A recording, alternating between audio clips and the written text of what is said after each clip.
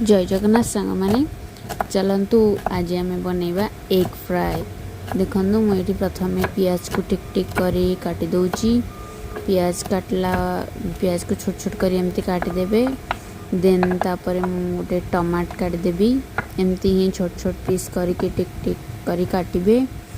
Then आमर रसुण अच्छी रसुण को पुणी मु टिक टिक करी सेम काटी दौची। तापरे एति काटला परे मो रेडी हो गला एपटे। देन मु एबे जीबी मोर अंडा सिझा होइके अछि। एई अंडा सिझा को प्रथमे चोपा छड़े दबा। आमे चोपा छड़ेला परे आमे एटा को नै कि करबा चोपा छड़े दबा। चोपा छड़ेला परे एटा को नै कि आमे छोट छोट पीस कट करबा। देखंतु एबे मु कट करची एमती छोट छोट पीस करके अंडा को कट कर देबे। काटला परे एठी मोर कटा है गला। देन एबे मु बसेली एबे स्टार्ट करबा एग फ्राए। प्रथमे कढ़ाई गरम होला परे तेल पकेली। तेल पकेला परे तेल टिके गरम होला परे पुणी पकेबे जीरा। टिके जीरा पकेली जीरा फुटला। देन पुणी मु काटी पियाज को पकेली।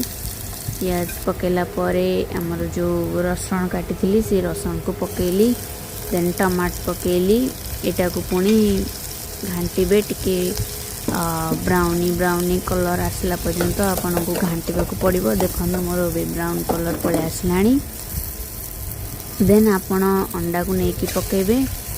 अंडा पकेला परे घांटीबे। प्रथमे घांटला परे एथरे आपन जहा किछि मु प्रथम पकेली हल्दी गुंड पकेला परे मु पकेली लूण। देखंतु पकेली लूण पकेला परे आपनकर एटा आसीबो लंका गुंड। देखंतु मु लंका गुंड भी पके देली। तापरे मोर अछि जीरा पाउडर पकेली। एटा जीरा गुंड। देन आमन एटा अछि अदा पाउडर हो जाइछि जिंजर पाउडर। देन एटा पुणी घांटीबे।